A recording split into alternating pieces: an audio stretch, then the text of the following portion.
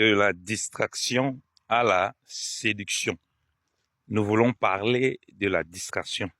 Salut à vous, bien-aimés dans le Seigneur. Nous vous bénissons de la part de Dieu notre Père, par Jésus-Christ, le seul Seigneur, le seul Sauveur, celui qui est, qui était et qui revient bientôt. C'est votre frère, l'esclave inutile de Christ, ministre de l'Évangile, Yannick Stéphane, enseignant de la parole de Dieu. Nous voulons aborder ce sujet qui est très important aussi, et aussi dont certains nous ont aussi révélé, demandé d'apporter cela parce que ils ont du mal aussi. Ça peut être mis aussi dans le contexte de la progression spirituelle, ou bien la progression dans chaque chose que nous faisons. De toute façon, la progression spirituelle va en même temps avec la progression dans la vie de tous les jours, ok? Parce que si on progresse vraiment spirituellement, même dans notre vie de tous les jours, il y a des progrès qu'on fait et des pas. Mais je vais parler de la distraction à la séduction. Mais on va d'abord s'attarder sur la distraction. Et pourquoi? Parce que ça empêche aussi de progresser, ok? Mais je vais plus mettre le thème sur la distraction et la séduction. Alors, lorsqu'on dit quelqu'un est distrait, quelqu'un qui est distrait, c'est quelqu'un qui n'est pas concentré. C'est quelqu'un qui n'est pas vigilant. Dans la Bible, quelqu'un qui n'est pas sobre. Dans 1 Pierre chapitre 5, on dit d'être sobre et ferme, car notre adversaire, le diable, rôde comme un lion rugissant, cherchant qui va dévorer. Le mot sobre aussi peut être traduit par vigilant. Le Seigneur a dit plusieurs fois de prenez garde. Quand on dit prenez garde, c'est soyez vigilants. Si on parle de vigilance, cela demande la concentration. Vous allez voir les animaux les animaux dans le règne animal, la nature nous enseigne beaucoup. Vous allez voir les animaux, surtout ceux qui sont comme des proies, des biches et tout ça, lorsqu'elles sont en train de manger, elles sont tellement vigilantes au son. Et elles lèvent la tête parce qu'elles savent que à tout moment, leur vie peut être trépassée. Vous allez voir apparemment les prédateurs, lorsqu'ils veulent attraper leur proie, ils sont tellement concentrés. Rien ne peut venir les perturber, si ce n'est quelque chose de dangereux aussi pour eux-mêmes. Vous voyez? Parce que leur vie en dépend. Dans le règne animal, on voit des réflexes incroyables des animaux et une concentration maximale dans chaque chose qu'ils font parce que ça pourrait être la dernière fois qu'ils font la chose parce que c'est le règne animal, c'est le cycle de vie là-bas. Soit tu es mangé, soit voilà. Soit tu manges, soit voilà, quelque chose se passe et c'est très délicat. Il faut beaucoup de concentration. Et qui dit concentration dit vigilance, dit sobriété. Donc, il y a très peu de distractions. Bien sûr qu'on voit les animaux qui peuvent parfois se distraire, les petites biches. Moi, j'ai grandi avec les chèvres. On a élevé les chèvres souvent à la maison. Tu vois les chèvres, elles commencent à sauter, les petits cabris. Parfois, ils ne se rendent pas compte du danger. Ça, c'est les enfants. Vous voyez? Mais ceux qui sont matures, il n'y a pas beaucoup de temps pour la distraction. Je ne suis pas en train de dire que vous ne pouvez pas avoir les moments de plaisir. Ce n'est pas de ça qu'on parle ici.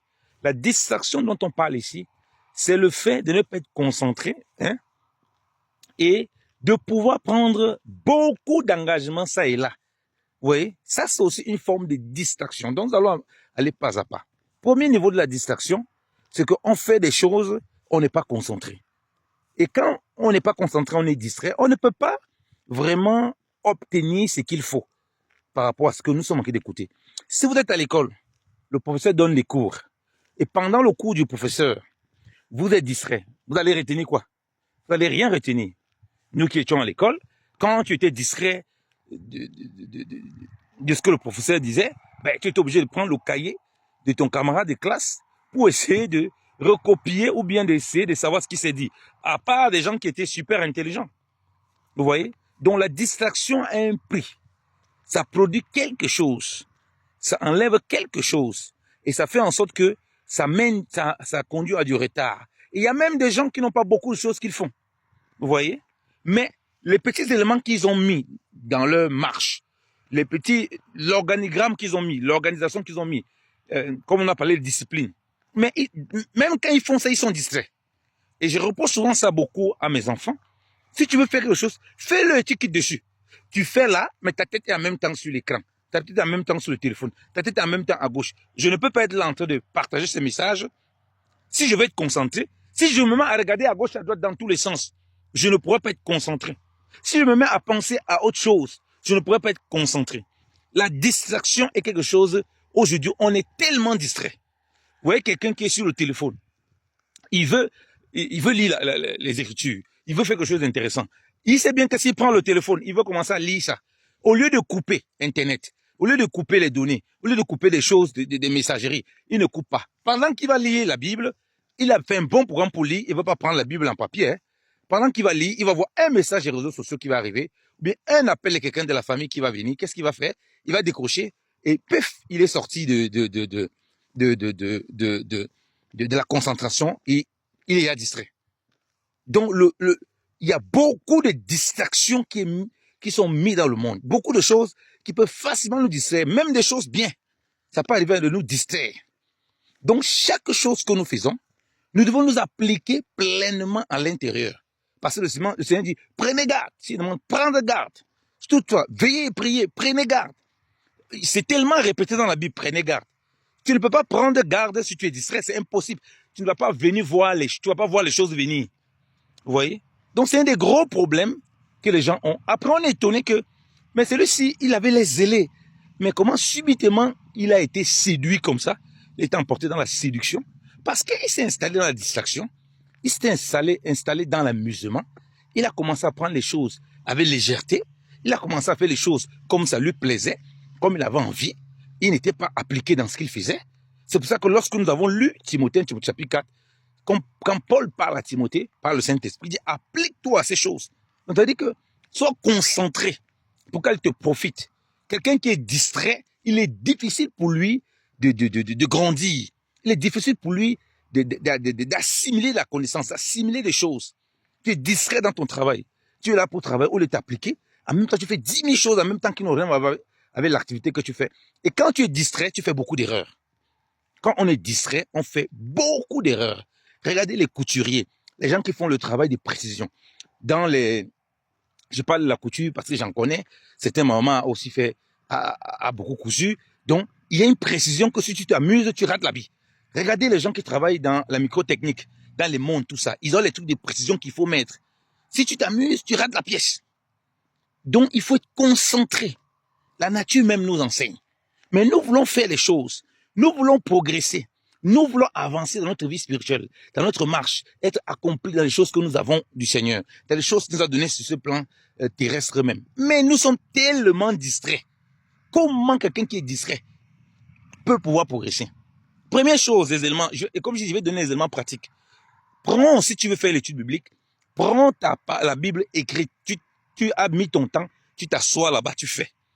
Si tu veux écouter un enseignement, n'écoute pas un enseignement qui est important en faisant plusieurs choses. Prends ce temps, tu t'assois, tu écoutes l'enseignement du début jusqu'à la fin, tu as ton cahier, tu notes. Ça, c'est très important.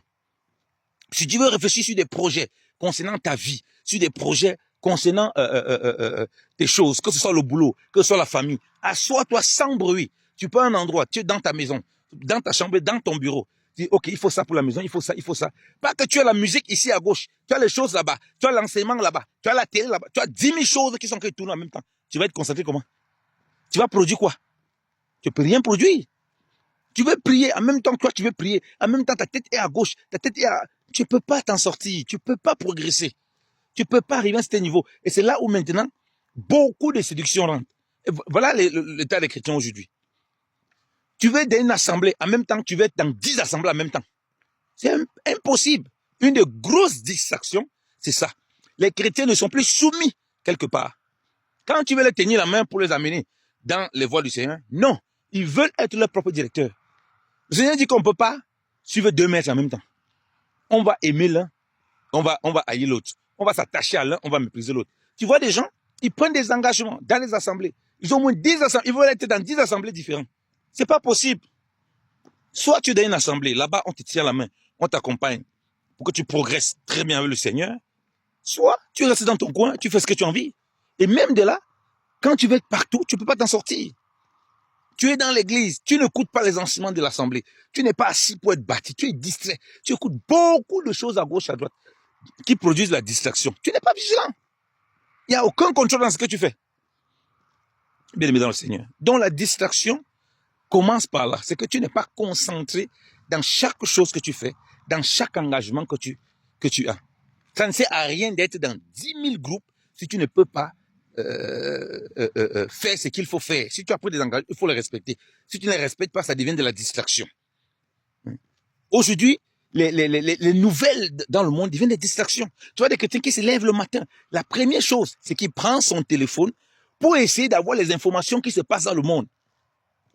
Il y a un bombardement là-bas, il y a des choses. Il boit toutes ces choses, ça l'angoisse.